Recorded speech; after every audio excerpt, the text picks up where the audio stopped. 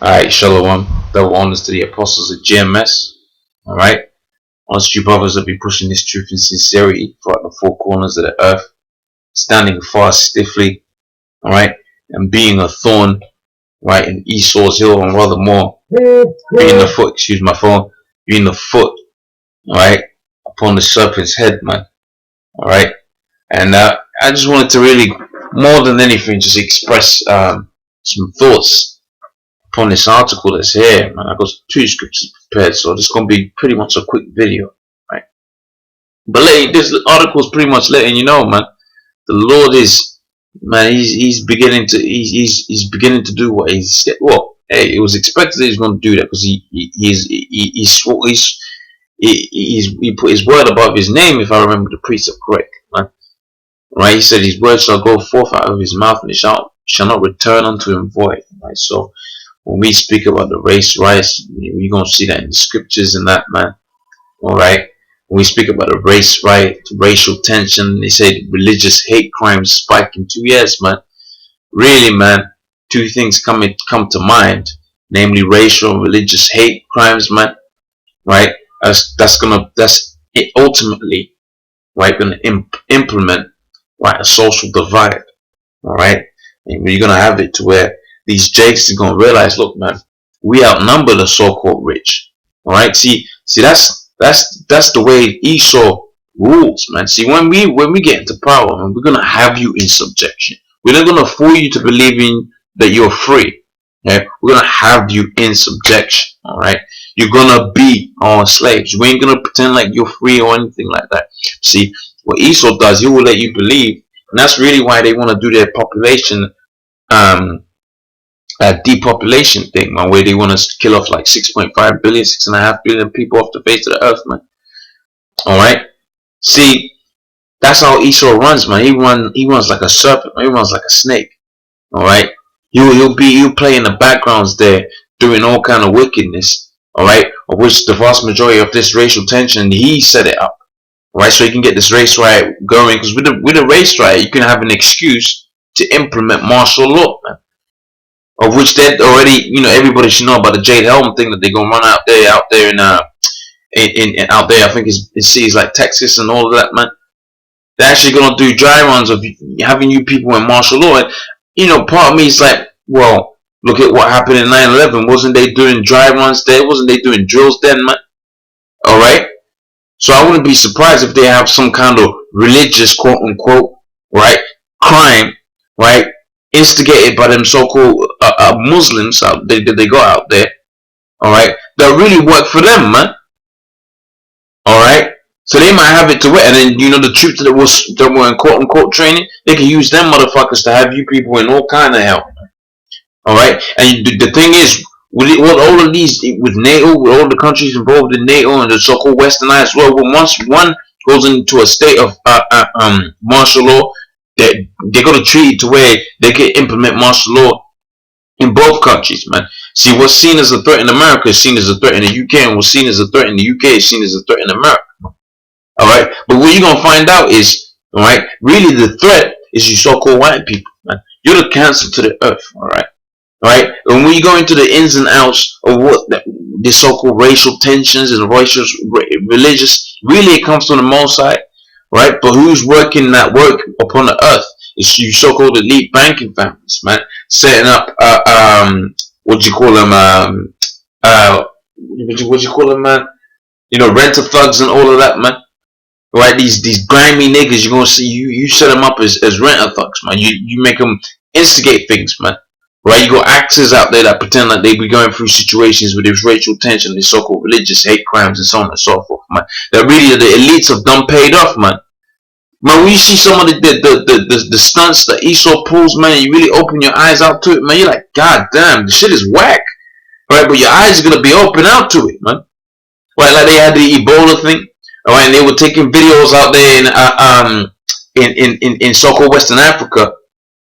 Right, and the interiors of Africa, and you had this one little Hamite boy drop down on the floor, and the shit was just whack, man. You can see they were bait acting, man, because them Hamites can't act, man.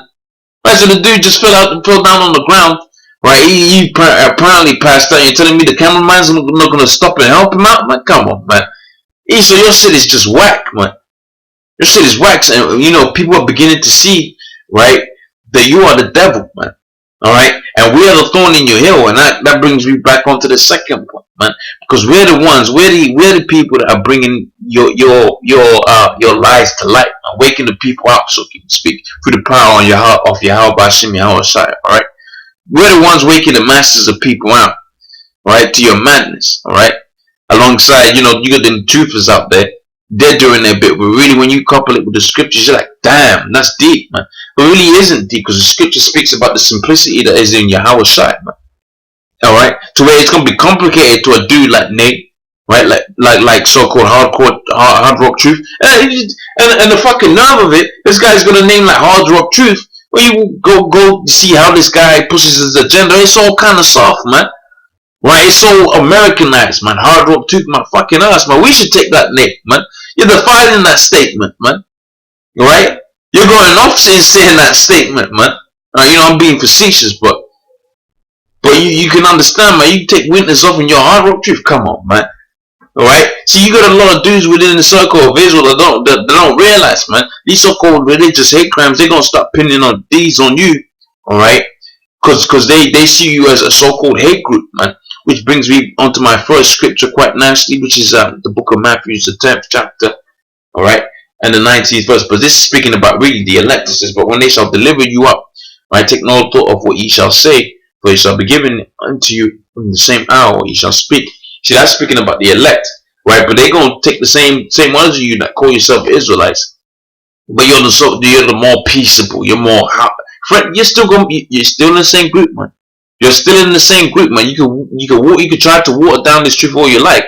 What you're gonna find out is the Most High is gonna pour all kind of grievous curses upon you. And when the Esau, the same people that you made a pact with, right, come rolling through your door, right, because you're seen as a hostile individual, right, irregardless of how peaceable you think you are, because the so-called white man speaks with a forked tongue, man. So he can pay you up right now, man. But when it becomes hostile times, man. Alright, they just gonna bust your ass, man. Alright, they gonna take your shit, man. They gonna put you in them concentration camps, man. They might even chop your head off using them guillotines, man. But nevertheless, this is talking about the elect. Alright, it says, but when they shall deliver you up, right, take no thought of what ye shall speak, right, which shall be given unto you in the same hour we shall speak. So all of this so-called racial and religious tension that you have out here, ultimately, they're going to use that as a reason to roll up on the men of the Lord that stand stiffly for this truth. And with that, you're going to get some scumbags in there. Alright? But on behalf of the elect, man, you ain't going to worry about what you're going to say, what you're going to do in that hour. He says, for it's not you that speak it, but it's the Spirit, Yahweh Bashim Yahweh Shai, that speak within you. Alright? And the brother shall deliver up.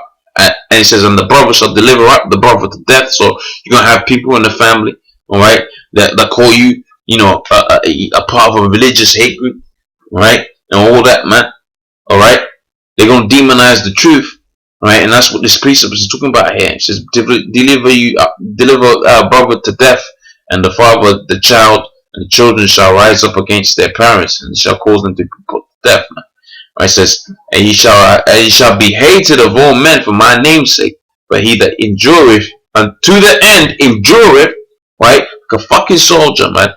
Alright, endure to the end shall be saved. So most I ain't dealing with people that are on some lollipop thing, man. I can't find, I couldn't find the correct descriptive way.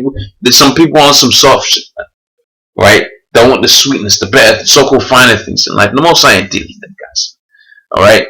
So, let me jump onto this precept real quick, and then I'm gonna get out of here, man. It says, for nations shall rise up against nation, kingdom against kingdom. There shall be famines and pestilence and earthquakes in diverse places. So all these are the beginnings of sorrow. And I bring that precept about quite a few times, man.